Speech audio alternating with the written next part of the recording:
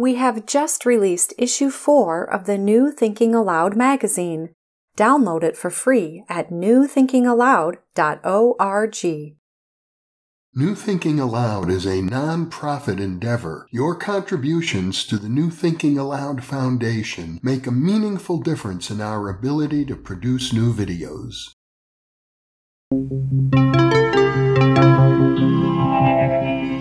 Thinking Aloud. Conversations on the leading edge of knowledge and discovery with psychologist Jeffrey Mishlove.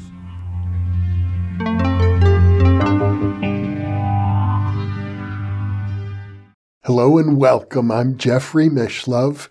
Today we'll be exploring the underworld journey of Orpheus as well as the Orphic Hymns.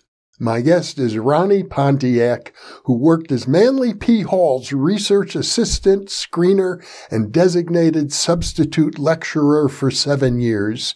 He has produced award-winning documentaries and has written articles for several esoteric magazines. He is the author of American Metaphysical Religion, Esoteric and Mystical Traditions of the New World, and he is co-author with Tamra Lucid of The Magic of the Orphic Hymns, a new translation for the modern mystic. Ronnie lives in Los Angeles, and now I'll switch over to the internet video. Welcome, Ronnie. It's a pleasure to be with you once again. Thank you. As always, I'm honored to be here.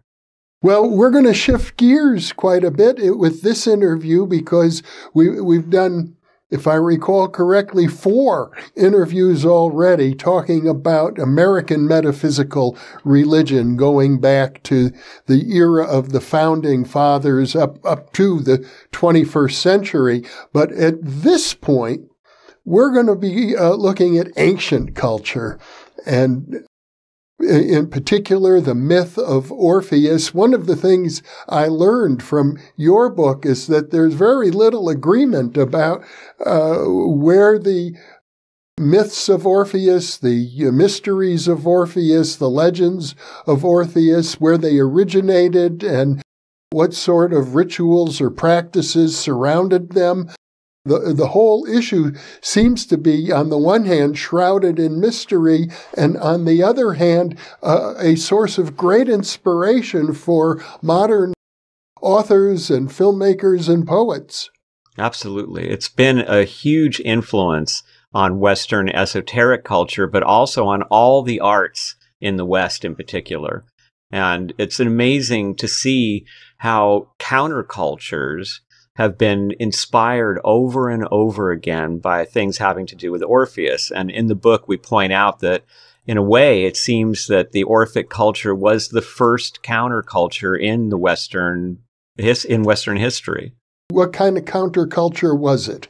Well, we have a Greek culture that's Homeric and Olympian. And so we are honoring the warriors. The best thing in the world is to be a great fighter and to die in battle. And men are supposed to be very manly and ready to fight because the Greek city-states were always battling each other. And they sacrificed animals as part of the worship of the Olympian gods. Now along comes this new religion somehow, a reworking of the Dionysian mysteries. And in this religion, fighting is bad. Being a warrior is not a good way to die. It's a terrible way to die because you'll remain in ignorance. It is not okay to sacrifice animals because what God could be pleased by such gore and horror and suffering? And instead, we should be offering the gods our good deeds. We should be offering the gods flowers and honey and milk and beautiful hymns that we write or poems to the gods to sing their praises and to ask them to grace us with memory so that we can remember what we really are, which is immortal souls. That is so different. And Aristophanes, of course, makes fun of it. Euripides shows anxiety about it in his plays. And we see in these ancient Greek plays and in their theater how they're wrestling with this new counterculture where the young men don't want to go fight, and then Socrates gets involved in all this. And it's amazing because what we often forget in modern interpretations of Plato is that in the Platonic world, in the world of Socrates, philosophy was an erotic art in the same way that music is, and in the same way that poetry is. And it's erotic because the eros of love is what leads us from, at first, falling in love with some physical thing or person or aspect of life. And then we gradually climb this ladder until we love the one, the true, the good, the beautiful. I gather that in that context, Orpheus was regarded by representatives of the older culture as too effeminate.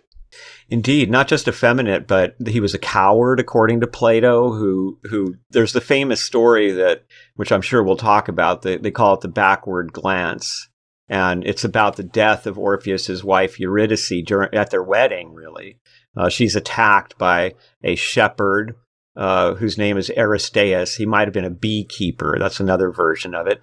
It's odd because Aristeus was a god, really, and a god of agriculture and beekeeping. And he was a very positive god. And he really, his name meant the most excellent. And yet in this story, he becomes the villain. He becomes enamored of Eurydice on her wedding day, and he chases her in order to force his way on her.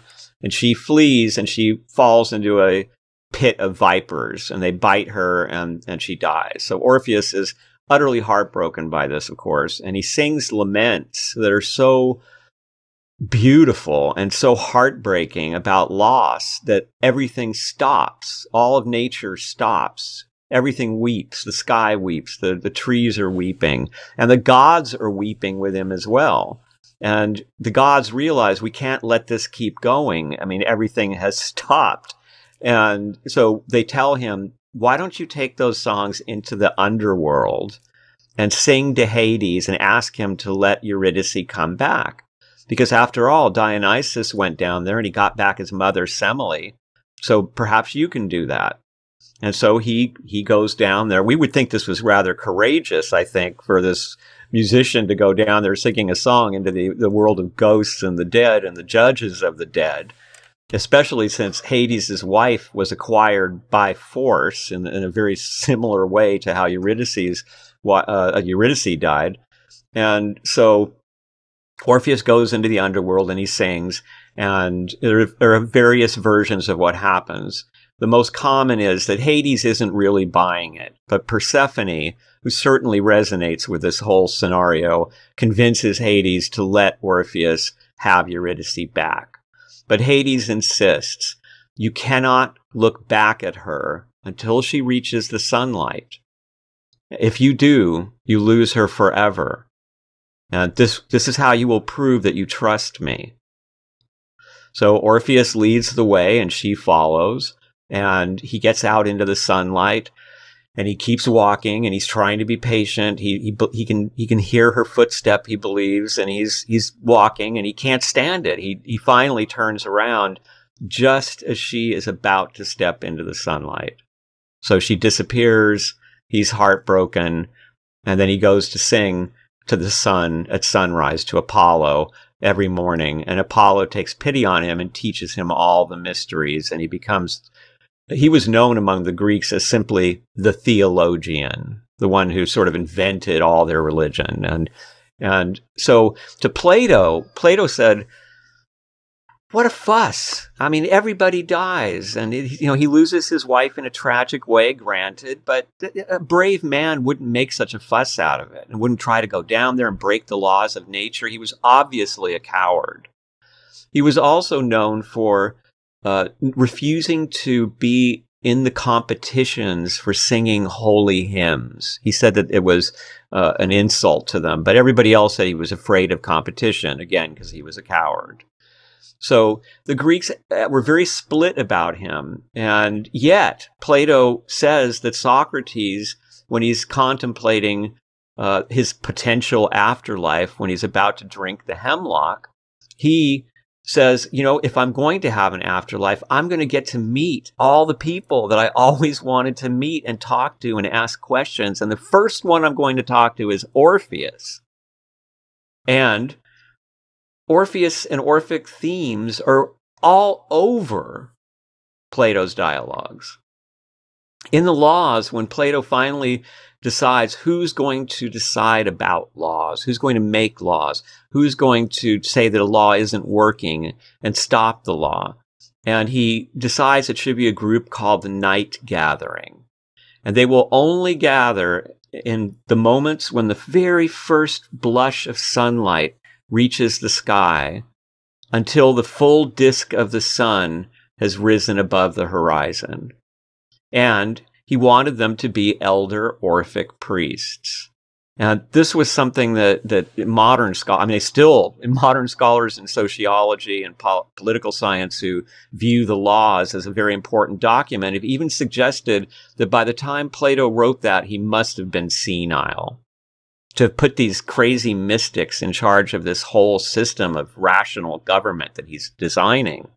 So there's a weird split in Plato and in Greek culture between absolutely admiring Orpheus as the height of religion and of poetry and music, but also not liking him because he's a vegetarian and he's effeminate. And there was even a story that another famous myth about him was that he was on the Argo with Jason and the Argonauts searching for the Golden Fleece. And he's best known there for doing things like when the sirens begin to tempt them, he sings a song. And when he sings, even the sirens are overwhelmed and are silenced. It's like when he went into Hades, even Sisyphus rolling the stone forever was able to stop. And the vulture who was eating the liver of Prometheus for bringing fire to humans stopped. And all the millions and millions of ghosts gathered around to hear him sing.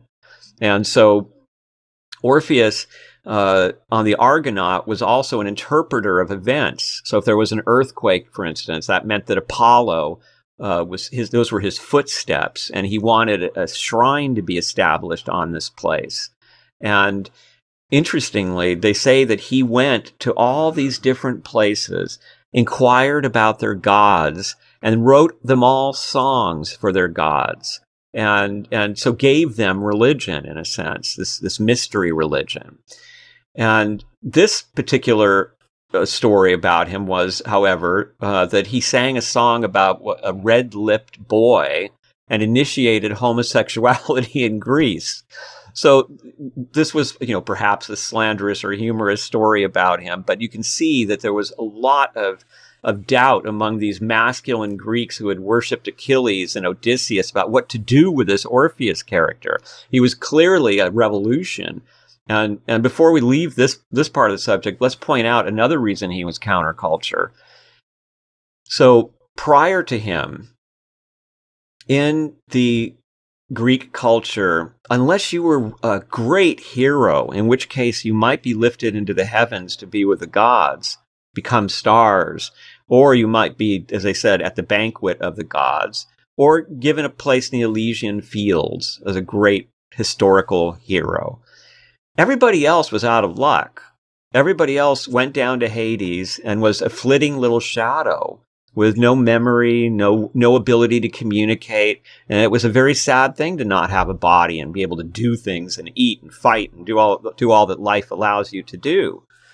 And so the heroes and people who were aspiring to be heroes could lord it over the people, in a sense, because they were going to be immortal and everybody else was going to be this ghost down. And if you were bad, you'd go into Tartarus, which was mud and fire and a terrible place to be. Well, Orpheus comes along and completely upends this whole idea. And the Orphic idea is, no, actually, you are an immortal soul. You're divine. You're a little god that has completely forgotten what you are. And you are down here in this material world, torn into pieces. Your soul is torn into pieces to make up your body, to make up your organs and all your cells and everything that makes you you. And so so busy in keeping all this going and trying to exist in this world and having reactions to this world, you don't even know what you are. And you could spend eternity falling from world to world, from life to life, never knowing who you are. But if you're initiated into the Orphic mysteries, then you will have what the Germans call a Totempass. You will have the password, the death passport. And when you have that, you remember and you regain your immortality and you become a star. You are at the banquet of the gods with a consciousness like that of a god and a co-creator in creation. And so for Orpheus, it was about remembering what we are. And to do that, you had to purify yourself. This is why, for example, that he didn't eat meat. Because if you ate meat, you already had one body's enough for making you lose yourself. If you throw other bodies in with that body, then there's so much density that your soul, what's in there, can't have any consciousness of what it was. And so you live a certain life. You're very ethical. You live quietly. You don't kill. You don't sacrifice animals. You work on your intellect. You learn. You try to learn about the gods. You might do rituals in which you ask the gods, like these hymns, to help you, to save you, to help you to remember yourself. And then, when you pass over and you find yourself amongst all the thirsty, thirsty souls, most of whom who don't know where they are, well, they're all going to go for the very first water they see. And that is the water of forgetfulness. And once you do that, you're doomed to another life. And they say, no, don't go with the crowd over there. You keep walking down that path. And then when you get to the lake of memory, there will be guardians standing there. And they will say, who are you? What do you want?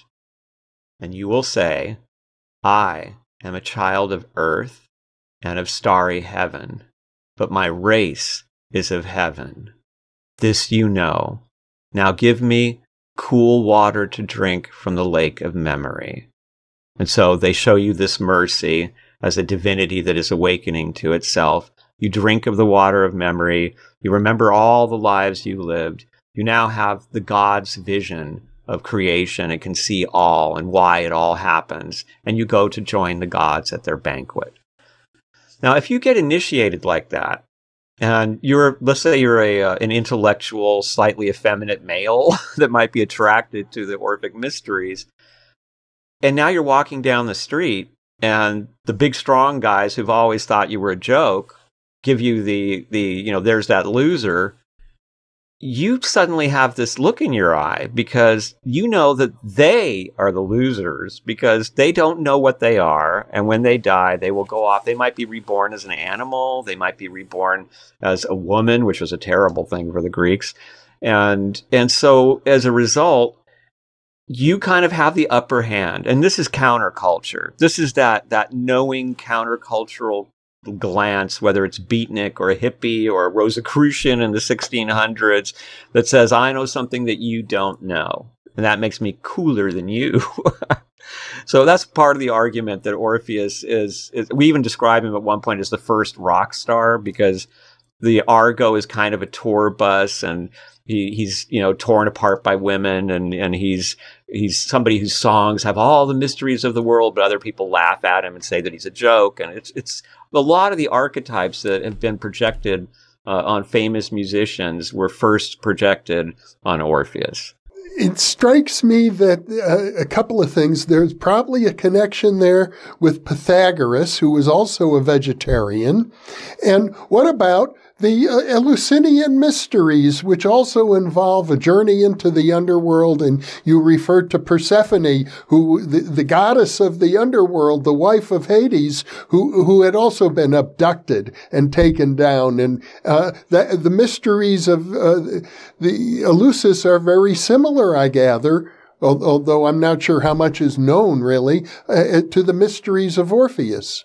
Yes, very much so. And this will give us an insight into how scholarship evolves. And there's a famous example, it's fairly recent, about the problem with Orphic scholarship. It's compared to Penelope in the Odyssey, who every day she's weaving something that every night she has to unweave in order to wait for Odysseus to return. And this is what keeps happening in Orphic studies. We think we know something, and then something else is found, and then that doesn't work anymore.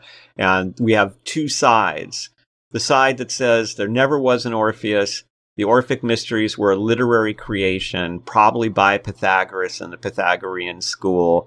It was all kind of this wonderful hoax, and it worked beyond their wildest dreams. And the other side that believed there was an active Orphic religion for hundreds of years in the Mediterranean, and it was a rival to any other religion. And so was there an Orpheus? Well, probably not. There's 5 historical Orpheuses, but we don't know much about any of them, and none of them really match the Orpheus story.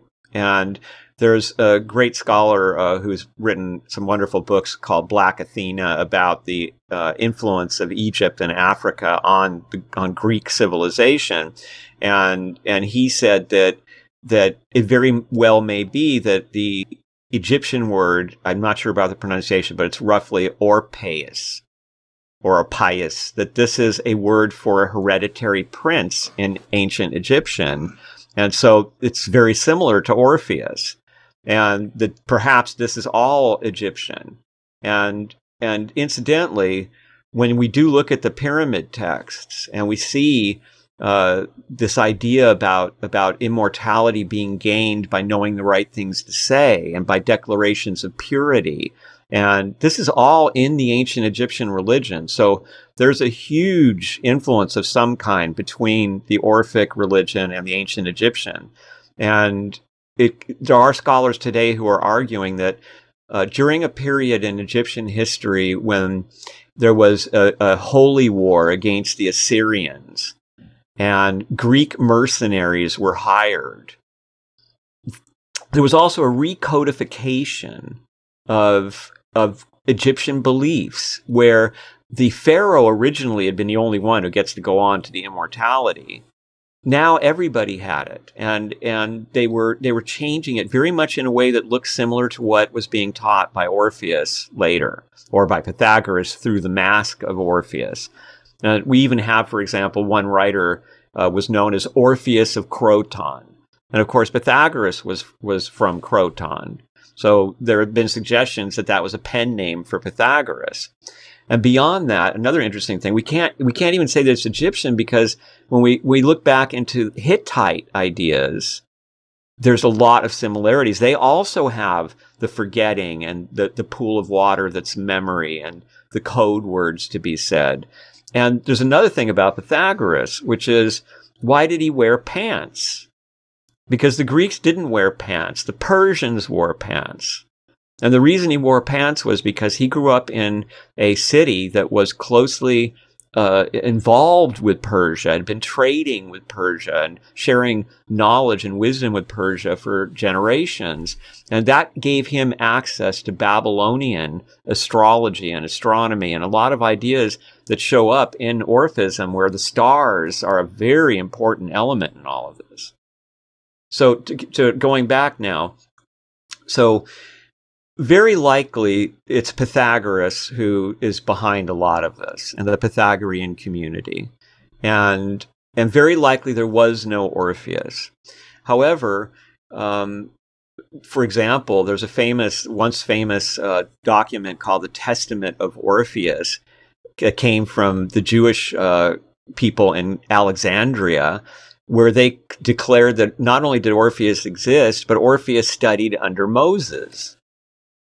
So people were constantly adapting this myth to fit into their needs spiritually. And that continues, as our book shows, as Orpheus is reinvented over and over again. In particular, during the Renaissance, there seemed to be a great emphasis on Orpheus due to the translations of Ficino. Yes, absolutely. And Ficino is a huge figure in the Renaissance happening. When we look at the people that were around him and who he was influencing with this inspiration, and often what he did was he had a lyre or lute that was had a Orpheus painted on it. And so the famous story about Ficino and the hymns is that at the age of 29, in 1462, he wanted to devote the rest of his life to translating Plato, Aristotle, and apparently the hymns. These were now rediscovered by Europe. They had been preserved by Islam, but had been lost in Europe. And there were traders going to Islam expressly looking for this kind of material and bringing it back. Having access to it, Ficino was really excited and had the skills to translate it into Latin so anybody could read it. But he had no money. He was a priest. He was poor, and he did the hymn to the cosmos, as he called it, asking for help from the gods to be given what he needed to be able to accomplish this task of translating the hymns. And within days, his father brought him letters from Cosimo de' Medici. And one of the letters said, "I have just purchased a house at Careggi, and I want you to come here. And I've assigned a farm so that you will have the income that you need to live here. And here you will devote your life to translating Plato and Aristotle. And please bring your lyre and sing us these songs that teach us how to really live and to have happiness."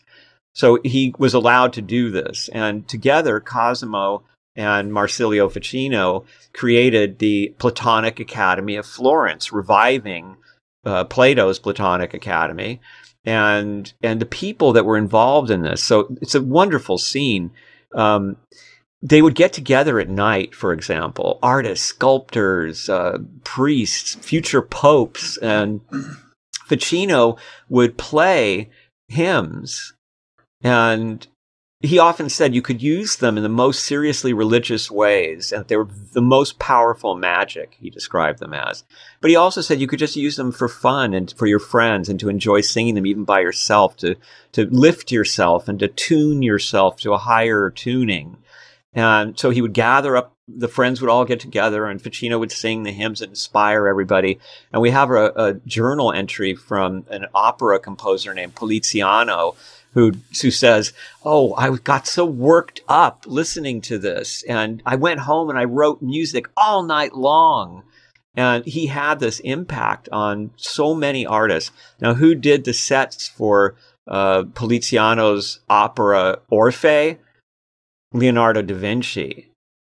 Botticelli was involved here. Lorenzo the Magnificent would later take his father's place as the patron, supporting and listening lovingly to Ficino. And Pico della Mirandola, who wrote the Dignity of Man. They were all part of this circle, and many, many more, that created the Renaissance. Well, let's talk about the hymns themselves. I know you and your wife, Tamra, have created new translations. We're blasphemers. Yes, well, there was a missing hymn. We added one, like for that missing hymn, the hymn to number and such. We really approached this not as an exact scholarly translation, which exists, a wonderful translation by Athanasicus, who was very kind to us and helped us with information when we were in this process. We wanted to approach it like artists, a little bit of the Cocteau, the Orpheus trilogy kind of idea, maybe not as crazy and surreal, but wonderfully so. But we wanted to bring an artistic license to it. And part of our motivation for that was the original hymns are a little dull. They're very repetitive and formulaic. The priests knew what was being talked about. They didn't need reminders of what the gods were associated with, what their correspondences were. But we don't know them. So Tamra had deeply researched all these gods in terms of ritual and correspondences. And so we wanted to add touches of that. so that as you were reading them, you would get a flavor for what the god was associated with or what the god was said to like. And also you were supposed to say what the, if you were supposed to condemn what the god didn't like. And so there was a little bit of that in there too. And we wanted it to be beautiful to read, to be something that would lend itself easily to singing, and to have a very poetic kind of setting. And Tamra, being a very experienced lyricist with our band and a very respected lyricist, really brought this tremendous ability to say a lot in very few words to these hymns. And so we did take liberties, and we talk about in the book Onomakritos, who was during the era of the Athenian tyrants. He is said to have gathered up the books of Homer and really made the Iliad and the Odyssey that we know today. And he's also rumored to have put together the hymns of Orpheus, to gather them. And he was actually accused in court in Athens of changing them, of adding little things and taking things out. And he was accused of being a blasphemer. So that's why we describe ourselves as blasphemers in his tradition. So you describe the hymns as being magical, and you worked with them yourself. So let's talk about, first of all, what you mean by magical in this context. Sure. Well, let me give you a personal example. So when we first did them, now we had talked earlier about my friendship with Manly Hall and Tamra's friendship with him that she wrote about.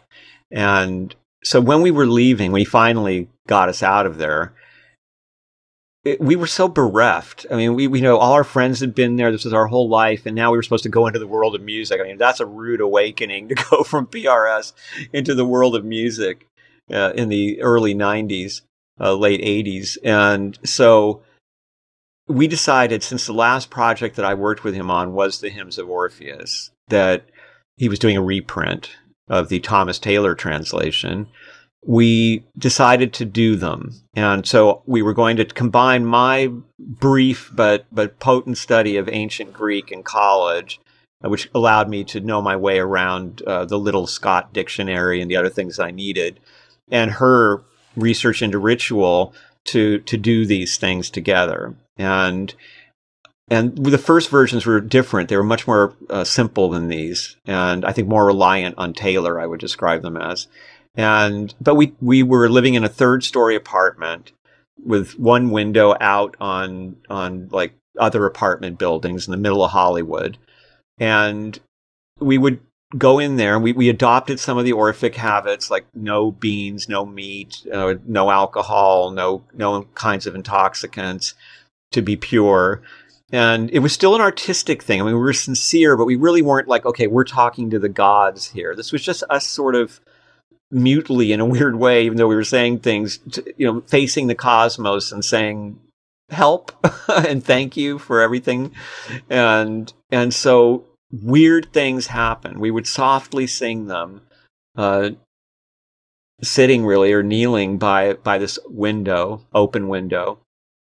And to give you examples, perhaps the most dramatic was when we did the hymn to Athena, a great horned owl in broad daylight. I mean, owls have never been a common sight in Hollywood, and a great horned owl is never a common sight in daylight. And during this hymn, a great horned owl flew up and landed on the nearest telephone pole, sat there during the entire hymn, and then when the hymn was done, jumped down and swooped directly at us in the window and then up and over the building. We were pretty stunned. That was a weird one. But we didn't draw and conclude. We weren't saying, oh my God, Athena manifested or anything like that. We were very kind of agnostic about it all. We were sort of, okay, we're not sure what's happening here, but something definitely happened. So as we continued, there were more of those kinds of experiences. Some of them were very innocent and slight, and you might say, oh, well, that's stretching it. But for example, when we were doing one of the hymns to Hermes, there was a wind just whipped up out of nowhere and rattled all the blinds, and it really sounded like laughter. And we just thought, that is so Hermes. And then when we did the hymn to Aphrodite, on the other hand, it was very obvious, because as we're doing the hymn to Aphrodite, a couple holding hands comes walking on the sidewalk underneath us and stops right under us where we're softly doing this hymn 3 stories up. There's no way they could hear it with the traffic sounds and everything. And they kissed. So we actually had these 2 strangers kissing underneath us when we did the hymn to Aphrodite. So there were examples like that. And so we were impressed, needless to say. And later, as we did more research, we discovered that, as I mentioned, Ficino said that the hymns of Orpheus were the most important magic, the most powerful magic. And what does he mean by that? And this takes us to what do we mean by magic? Because are we talking about magic in the sense of manifestation, right? Like Ficino wanted to manifest a way to be able to do these translations. So he did the hymns and he got what he wanted. And certainly there are people, I believe, that use these hymns in that way to try to manifest. My feeling is that this is not what the intent of these hymns were. And part of the hint in all this is what Ficino says, because he says, I learned from Orpheus that love existed and that it held the keys to the whole world. The whole power of magic consists in love. Okay, so what does he mean by that? Well, first, I would argue that within the hymns, we see the hymns are almost like a book of hours or a calendar. They cover 360 degrees of human life and the deities that are associated with them. And they try to show you the wisdom, the necessity in each of these aspects of life. So even in a very solemn and frightening hymn like the hymn to death that closes the whole cycle, there's no asking for mercy. There's no no feeling that, well, if I do this hymn to death, I'll live longer. Or anything like that. No, it's even said in there, you do what fate says, and there's no changing that. But then death is thanked for helping us to love life more, for teaching us that life is to be cherished. And death is also praised for giving us the opportunity to be liberated from the weary wheel of suffering, which is the cycle of necessity, the reincarnation, and the cycles that always happen in this world, where the most beautiful thing that, could be a plant, it could be a cat, it could be a human being. They're filled with vitality and beauty and energy, and then time takes its toll, and everyone feels that loss within themselves and the fear of that, which is a strange thing, and to me speaks to the immortality of the soul, because as bodies, we should be used to that by now, but there's something in us that just doesn't get it, that wants to be eternally that youthful paragon of everything good and dynamic. And so I would say that these hymns are about asking to be saved by being raised to a higher vision of how this world is filled with mercy for us and help and wisdom if we will open ourselves to the wisdom of the gods.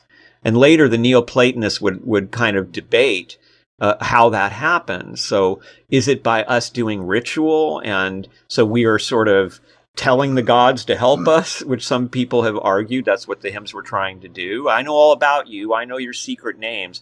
And we can see how the hymns, and you mentioned the Eleusinian mysteries, and I should say that there were scholars who said that the hymns of Orpheus were used in the Eleusinian mysteries, such as Thomas Taylor. That's not really considered these days to be probable, but who knows? And certainly there were great similarities there. Now, as the Orphic mysteries depict it, I should tell this story. I should have already told it. So I'm going to go sideways here for a moment to set up some context. The origin of humanity and why this totem pos of I am a child of earth and of starry heaven. I think this is an important story for what's going on in the world right now. So there are arguments, by the way, that this is not Orphic in academia. But for most of the history of scholarship on this subject, this is believed to have been an Orphic story. And the story is that Zagreus, who was the baby Dionysus, was born. And Zeus fell in love on sight with Zagreus. And in fact, Zeus picked him up and put him on his throne. And that meant this is the next king of the gods, and is much better than I am, than Kronos was, who was a cruel god. This god will be even better than me. Look at him. You know, it's adorable. And the Titans see this. Now, the Titans are the old gods. Kronos was a Titan. They don't like the gods because they were deposed by the gods. And they're jealous, and they're full of hate, and they're violent and destructive. Even when they try to do good things, they tend to be destructive. And they see this, and they just can't stand it.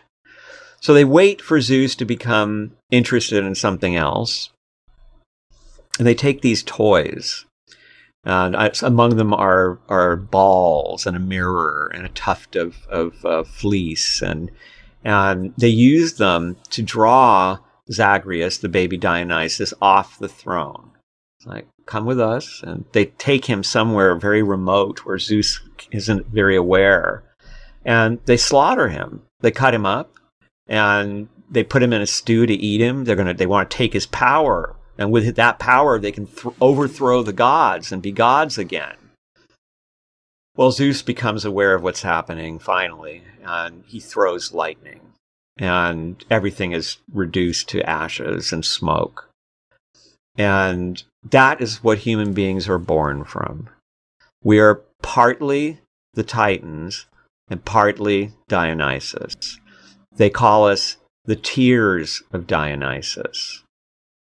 And so Apollo's job, the god Apollo, he's called the savior in the Orphic mysteries because he is going to save all the little pieces of Dionysus.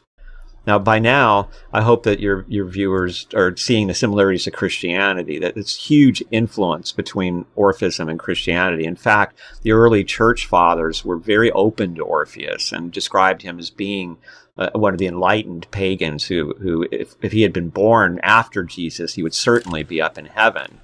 And so that combination of Titan and divine necessitates imprisonment by the gods as they see it. And you can see by what humans do. You know, we've already built world-destroying weapons, and I mean, we're a threat to the gods. And we love doing movies where the gods die, and we retell the Greek myths, but always at the end, the god is out. And like Titans, we keep doing this kind of thing. And so the gods imprison us in bodies, life after life, so we can be purged, or we can integrate, perhaps, the Titan aspect. And when we do, we return to our true race as children of Dionysus. And what does it mean to be Dionysus, to be a piece of Dionysus? It means that we're every single human being is the child of Zeus. Because we're all Dionysus, and Dionysus was Zeus's son. So this idea that we then become actual stars in the firmament that help create the universe. And when we say star, we're talking about, let's consider our sun, which is a star, and what that means. Because all the matter that's making up everything around us, our bodies, our planet, the water, the beautiful sky, the birds that are singing, all came from the sun originally. The solar system emerged from that. And the sun continues to sustain through its light and its warmth life. And so to be a star is to be that kind of presence in the universe, to be a creator who sustains with light and with warmth and with love. Ronnie, before we close our interview, I hope you will grace our viewers by reading some of the hymns, and I gather you've also put them to music. Well, there's actually a friend of ours is working on doing that. He has a degree in choral composition, and I'm really excited. But it's a slow process to do all of this properly. And we hope that further down the line, the interesting thing about these is that people are like using them, and then some people are coming back to us and telling us they work really good. They're trying them in all different ways. And we ask people if you use them and something happens, anything, maybe even if nothing happens, let us know, because we're so curious after what we experienced. One last weird thing before I do as you requested. When we finished this final version of them that became published by Inner Traditions, the last edit before the book goes to the printer. Now, we had a neighbor who was gone and who had lived up in the hills here in the canyons for her whole life. And she told us that in the 1960s, she and her friends, when there were only a few houses up here, would meet under a palm tree on a trail that led to Sunset Boulevard. And they would take that trail to go to the Whiskey to see Jimi Hendrix and to see the Doors. And they would meet under this palm tree and they would read poetry to each other. And they called themselves the Dionysus Society. So when we finished these hymns, and this was during the lockdowns, everything was so quiet in the city. And we put them down, read the very last page, looked at each other, and what can only be described as Dionysian screams and laughter erupted from the spot, from that area that she pointed to and said that's where the palm tree was. And it was that kind of screaming and laughter that causes your hair to stand up. So there's something going on here. And then we like to say, we don't know, what are we talking to? Because people will ask us, of course, if you have a Judeo-Christian background, this can be an anxiety-provoking subject.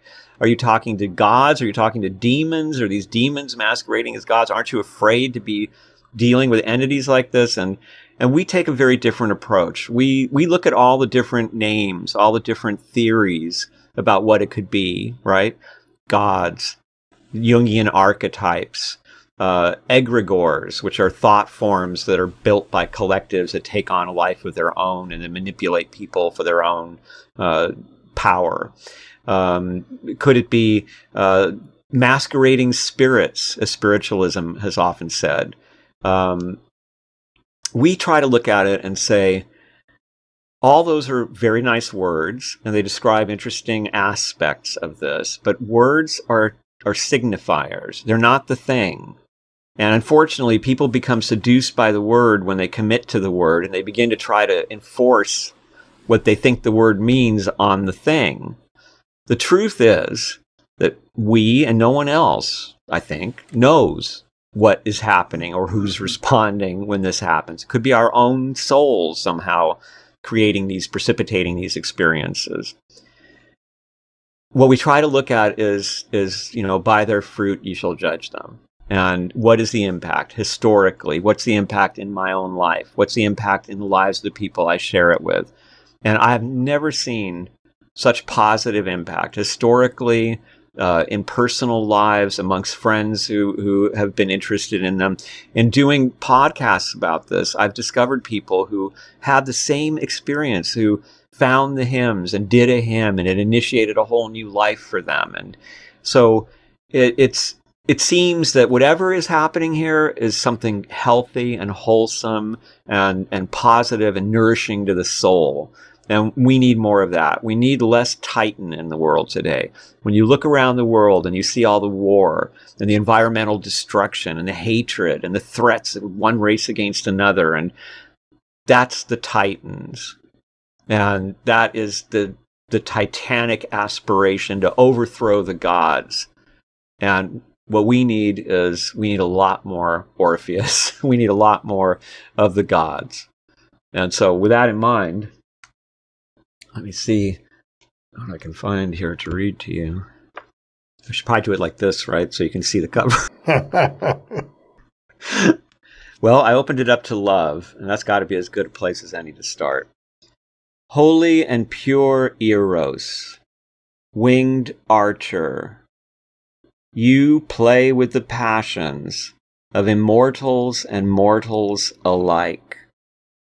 Inventive, androgynous, master of everything, of celestial light, of the creatures of the roaring waves, of all that dwell in the underworld, on the earth and in the sky, of all the creative winds that carry seeds of grass and grain for the goddess who nourishes mortals. You alone control every course. Bring us pure thoughts and banish vile urges that lead not to joy, but to ruin. Ennoble the devoted with your glory. So here we see the kind of love that Ficino was describing when he said that the hymns taught him that there is such a thing. Let's see who comes up next. Well, Zeus. Let's get to know Dad, shall we? The bright one. Clear blue sky. You were, you are, you will always be supremely sacred Zeus. We dedicate this to you. Under the oak of Dodona, your prophet priests with unwashed feet crouch on the ground, listening to your voice, speaking softly in rustling leaves and cooing doves. We place before you testimony in our favor. You brought to light divine Mother Earth. Hills swept by shrill winds, oceans, and all the stars of the sky. Strongest Spirit, All Father, your scepter is a thunderbolt, beginning and end of everything. You shelter the earth. Purify us. Give us increase, Father of thunder and lightning. You are also Zeus the planter, friend to farmers. You are the law of hospitality, the civility of privacy and respect for property. We honor you. The Milky Way, the ladder of lights, the path of souls, we call the road of Zeus. God of many faces, grant perfect health, blameless wealth, sacred peace, and honorable glory. You know, I mentioned the hymn to death, so I'm going to do that one, because that is a powerful one, I think. You reward all with a somber wreath of asphodel and parsley, the flower and the herb of the cemetery. You direct the path of mortals. Your absence gives the sacred gift of time. With your perpetual sleep, you break the hold of bodies on souls, undoing earth's strong bonds. You take from us all that we hold most precious. Deaf to begging and pleading, you execute necessity's verdict, which no one escapes. We honor you. Lead us away from the wheel of deep grief to the meadow of truth. Liberator of the ripened soul, revealer of our secrets, inspire us to love life. That was magnificent, and I hope if our viewers notice anything unusual while listening to these hymns, They'll post comments in the comments section associated with the video. Well, Ronnie, once again, a brilliant discussion, and I know there's so much more we could have gotten into, like who wrote these hymns? Absolutely. And also the tremendous influence. I think that's an exciting subject because you get it in places that you would never expect. And the other thing that's wonderful, and maybe I'll give you just a taste of this because it's one of my favorite things in the book, is the evolution of Eurydice herself. Because in the very earliest versions, Eurydice has nothing. I mean, there's no name, there's no face, there's no description. She never says anything. She's merely an absence.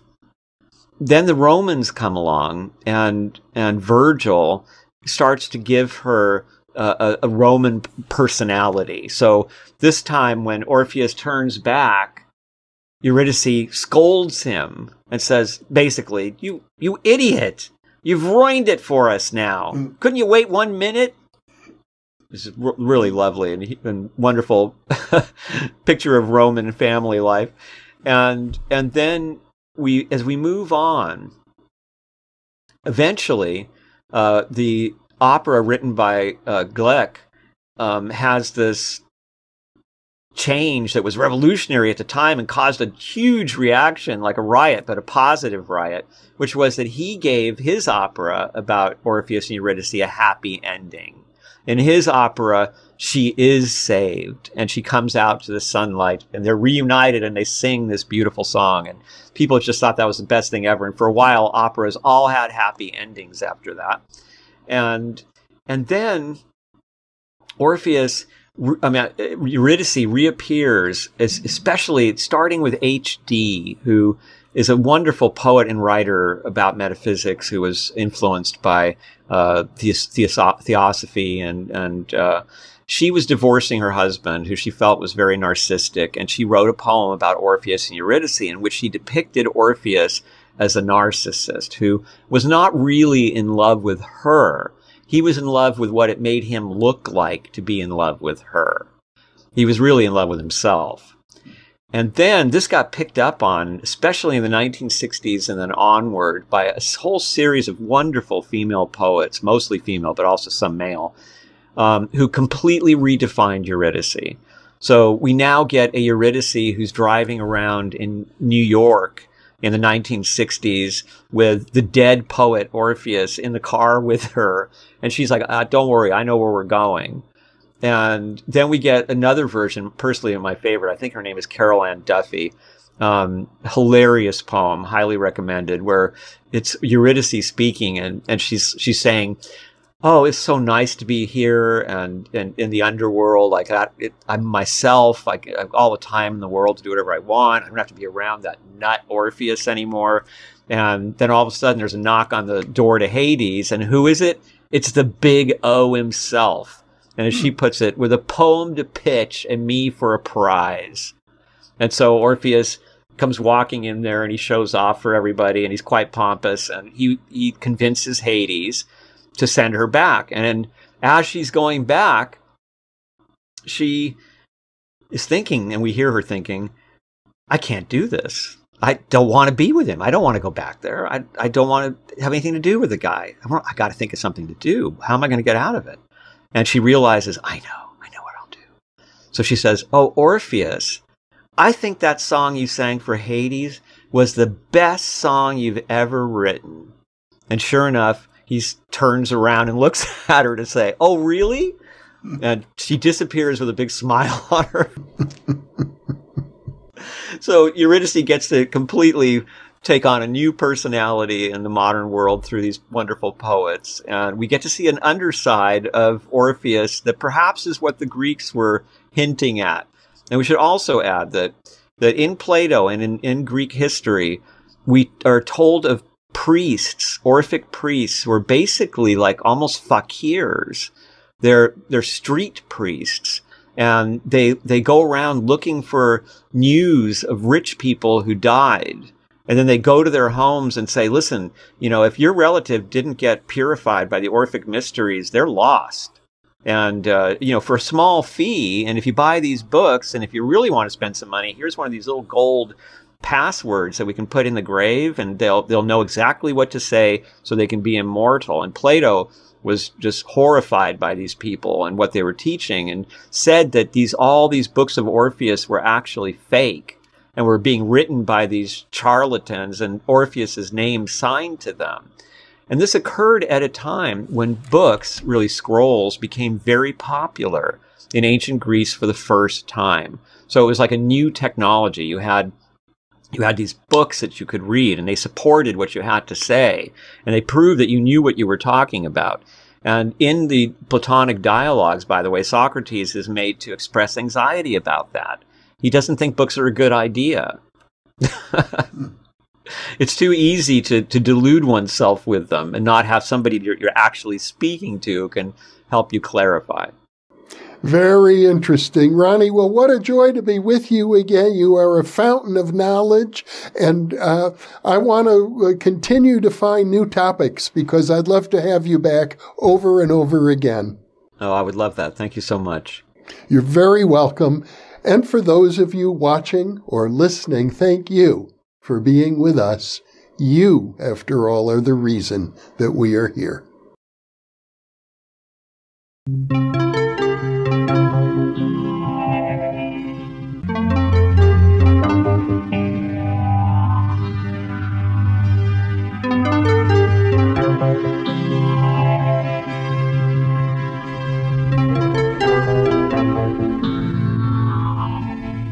I imagine that by now, many of you already realize that, in conjunction with White Crow Books, we've just launched the new Thinking Aloud Dialogues book imprint, and our first title is There Life After Death?